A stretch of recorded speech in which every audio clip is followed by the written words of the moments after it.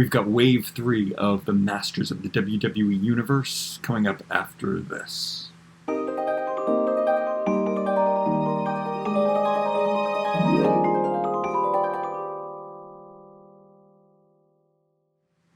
Canada. That is where I was able to pick these up at a Walmart in Canada. That is where I live. Unfortunately, in Canada, we did not see Wave 1. We did not see the ring with the two other figures. I ordered that from eBay, so I did manage to get it. Or Amazon. I forget where it was. It was a third-party seller. Nonetheless, I had to hunt it down. I assumed that we would be getting the other four, the four regular figures. They did not show up at Walmart. It was something to do with COVID. Apparently the States got all of the international cards. These are also international cards, so that is the difference. We have a lot more writing and a lot less visuals on our back, unfortunately. Also, our comic books don't have any writing in them, so I'll show you that later when I open them up. I guess off the bat I can say that I'm disappointed with the colors of this wave. I mean, this is crazy amount of colors, but just in general, these are all a bit bland. One of the best things about Masters of the Universe were the color combinations.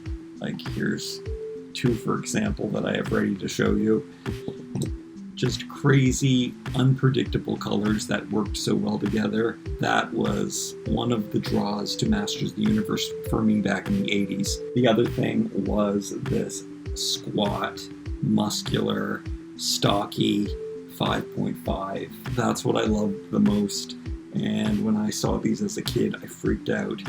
And I'm still happy. I'm not totally ecstatic with these. When I see some in pictures, the thing that I notice most that's wrong about them, the shoulders are just way too large and bulbous, and I find them out of proportion. Looking at these ones in hand right now, they look real good, and I think a lot has to do with how you have them posed. You have to have the right bend in their knee and the right angles on their shoulders to make them look their best in the way that I want them. I didn't need the articulation. They wanted to do this. I'm so happy to get the WWE figures. A lot of people don't really like the WWE figures either because they don't think that it makes any sense. I love this. I think that they are just adding more characters to the line, and that is something that I can't complain about. I love that you can mix and match, especially, and make your own characters, which is fantastic. I think people really want to connect each of the figures to an individual character. I don't think that's always the case. In this instance, they have really done that. We already saw a Beastman, so they made another guy in the image of Beastman. They made another guy in the image of He-Man. We can say that, yes, this is many faces all by himself, and this is definitely Scareglow all by himself. I believe he has Tri-Klops armor though, so that's just an example of how they like to switch things up. The artwork is incredible. Well, I do say this with all of the reviews. I like the artwork. The drawings are phenomenal. The digital painting, I'm not a huge fan of. This part came out perfectly. I really do wish I had the American cards where I would have more picture and less words though, because this is my favorite artwork rather than the way that the comics were colored, even though, again, I love the drawings. When you follow the Masters Instagram, you can see the original sketches, and they're incredible. It's not until they digitally color it that it doesn't turn out to my preference. I'm an old school art kind of guy. Oh no, now I don't know which ones I've shown you. Well, I will just show you them all again. Beautiful, beautiful art. One thing that I like about these are that there are no gimmicks. I'm not a huge gimmick fan. Well, some gimmicks are good. That's kind of the best thing about Masters of the Universe. When they did a gimmick, they really didn't let it interfere with the action figure functionality. Many Faces, a great example of that. The gimmick is so cool and it works so seamlessly that it doesn't interfere, and that's awesome. So I'm going to cut the figures off of their cards very, very carefully. What's really fun about opening these up, the little bags of accessories, I think that is the main thing that was missing with other 5.5 lines that were trying to, bring up that nostalgia. One of the best things about Masters of the Universe were all of the little accessories. And there are great little things, and they're in a little plastic bag, and it just makes the opening experience so much fun. Some guys have more stuff than others. That. A lot of these things are taken from the Masters of the Universe Classics line, but then we have a lot of things that are unique and special to this Masters of the WWE line. Okay, let's start with the New Day. The New Day is packaged with his horn off. I guess it wouldn't fit. I don't like that they taped this. He came with his face not quite aligned. So I don't know why they even bothered taping it. That's not gonna age well over time if they're sitting in the package, I'm sure. And yeah, it's just separate. This is making me think that maybe we'll get other faces. I'm wondering also if the Classics ones, I never opened up any of my Classics figures, but I'm wondering if the extra faces would be mix and matchable in this. He comes with the least amount of accessories, this horn being what holds it all together, so I think you just squeeze it in like that. And here you go, you got him, he's looking good. He has a molded on top, which happened with the original figure. As you can see, this is the original Many Faces of My Childhood one, which is in fantastic shape if I do say so myself. I guess I was as anal then as I am now. He actually has the action feature. So you turn it around and you can see 3 different unique faces, all 3 characters from the New Day. What a cool way to incorporate them into an action figure. Look at the painted on detail. Look at the molded on detail. I was looking at the arms and noticing how they are directly sculpted from the original action figures, and that's really quite cool. So yeah, they have a lot of articulation. That's not something that I'm excited about. In fact, I think it's detrimental to them, but the one thing that I love is that they come apart in all of these places, at the shin, at the waist, at the arms, and normally at the head. But in his case, that doesn't happen. I really wish they would have come apart here. And I had seen online that people have actually heated them up, and they could have been taken apart at the groin, but unfortunately, they're not supposed to be done that way. Everybody is a different skin tone, so mixing and matching isn't always the easiest and the best, but it's still fun, and definitely fun for kids. It's interesting that nowhere on the packaging does it tell you about these separating parts. I find that quite odd. Okay, next up we have The Rock, and the likeness is fantastic. Look at this stocky Rock. I mean, it's The Rock as a Masters of the Universe action figure. That is so cool. They made him He-Man again. He's got the He-Man bracers. He's got the He-Man harness. It's just painted differently from, let's say, the John Cena one, but I believe it is the same sculpt. So they're just making a lot of guys He-Man, which doesn't really make sense, but at the same time, I don't mind, because they incorporate all kinds of different parts. Like in this case, we've got Man-at-Arms Mace, which is from the classics, and that's cool, as we'll see over here with the Undertaker as Scareglow, which is awesome. I don't have a Scareglow to compare with you like I can with He-Man, because it was the last wave, and by the time that the last wave of Masters of the Universe figures came out, I was too old to play with toys. Little did I know. this is an example of how I am so happy that I will be able to attain a Scareglow coming really soon to the official Masters line, just like this, with mix and match parts that we'll be able to seamlessly interchange with these ones. But, like I was saying, he comes with a Tri-Klops armor, so we got a peg and hole harnessing mechanism for that. Sorry, it's in black, hopefully you can see that. Oh yeah, it's a little loose, so I'm thinking that this must have been the classics. So the thing about the classics is that they were not as bulky as these figures. So the torso width is about exactly the same. So most of the armor fits, and I think that's really, really cool, because if you have some classics armor and weapons, you can totally incorporate that with these characters as well. I am not sure if this is the classics one, because I did not open up any of my classics. I do have my Scareglow over there, but his green side is hidden.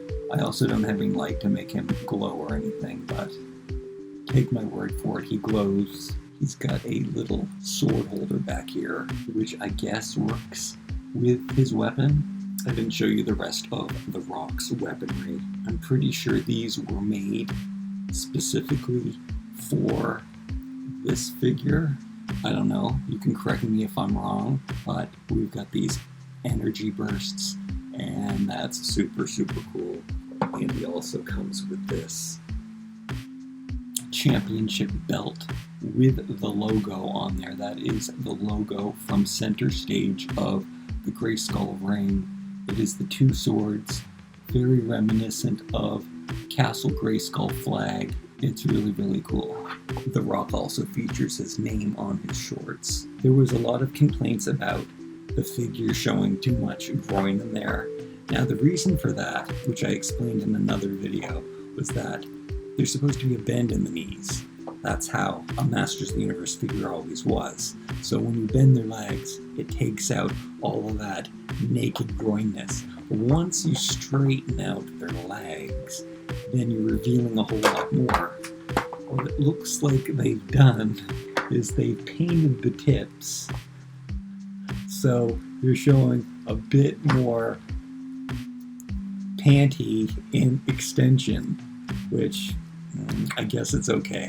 But for me, it wasn't necessary, because I'm always going to keep them in a crouched, lagged position, just like my regular figures would be. It's nice that Mattel does listen. I guess that's what's going on there. I wonder if that will work the same for He-Man. Will it look funny to have painted tips? We have this new innovative 4-peg system that holds on the championship belt. So really, it's just a mishmash of all kinds of things that are interchangeable, and I think that is great. I think that is really cool. It seems like it's such a line of toys aimed at kids, and I think that's fantastic. And of course, me, I tend to be drawn more towards toys that are aimed for younger people, and that's something that I have realized in later years, is that Masters of the Universe were actually toddler toys. I don't think people like to accept that. In the 80s, I had no other friends that were playing with Masters of the Universe but me, and it was their bright colors and their chunky sturdiness that appealed to me. And to this day, it's what I like in a toy. Okay, last we have Braun Strowman, and he has Beastman's shoulder armor, but look how better detailed they are. Look how more deluxe they are.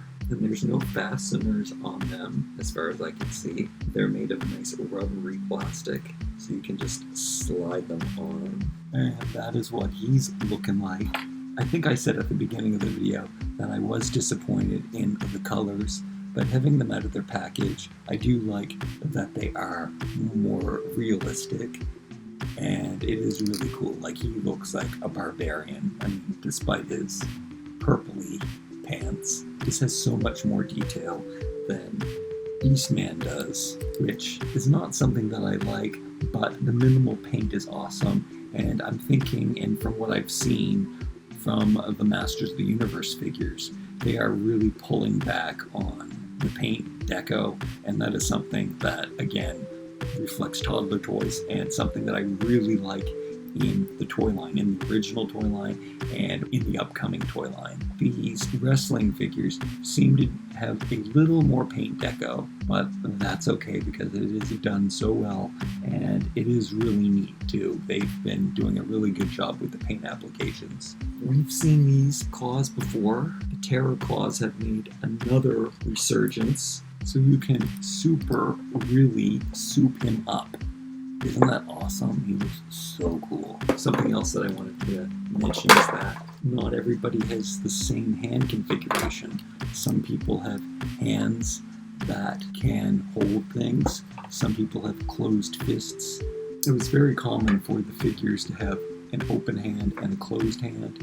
Even if you couldn't fit their weapon in the closed hand, they all had the same hands, especially in the original figures. Let me show you our Canadian comic books, which are more of just a leaflet. So no words in these, and lots of words on the back. So we're missing the bio, which is unfortunate, and we're missing the story, but we do have the picture. All of these comics are based on pictures from the original comics or covers from the original comics, which is really cool to play that homage. I definitely remember that comic. I'll probably put better pictures of this up on Instagram. Definitely follow me on Instagram for more Masters mashups. That's just toohunky on Instagram. Alright, stay tuned to the end. I'm going to strip them down and show you what some of these figures look like without all of their armor on. Maybe I'll mix and match a little bit too. I hope you will like, comment, share, and subscribe, and we'll see you next time.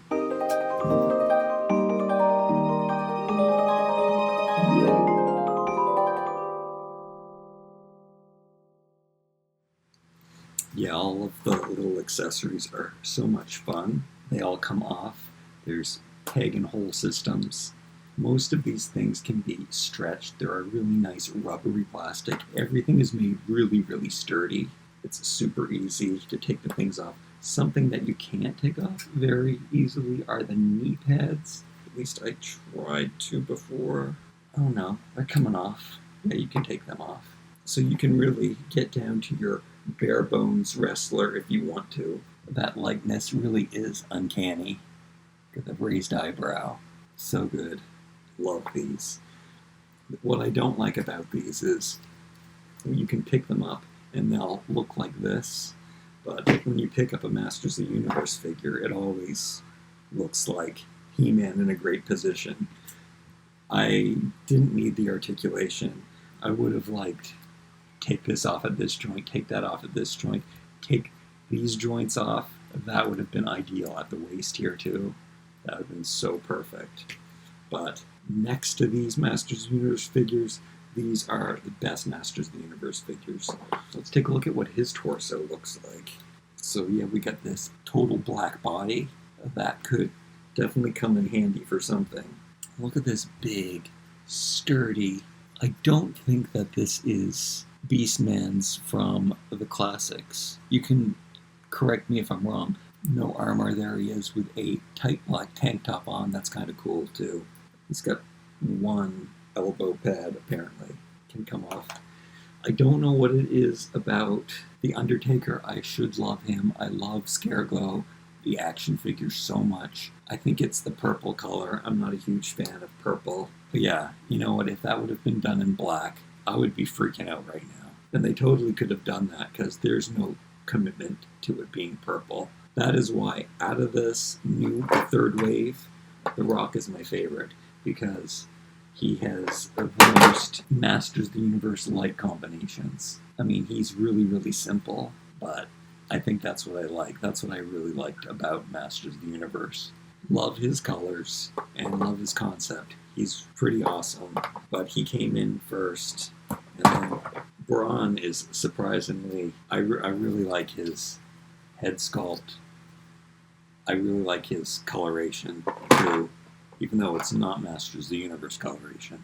The Undertaker, I'm not a fan of the hair. I'm not a fan of the purple. This whole bottom part can definitely come in handy. Like, look at this. Total ninja outfit. Let's put my favorite head on that. I mean, I should bring over his arms. But yeah, we get a total ninja right there. That I like. Alright. Don't forget to let me know down below which one was your favorite.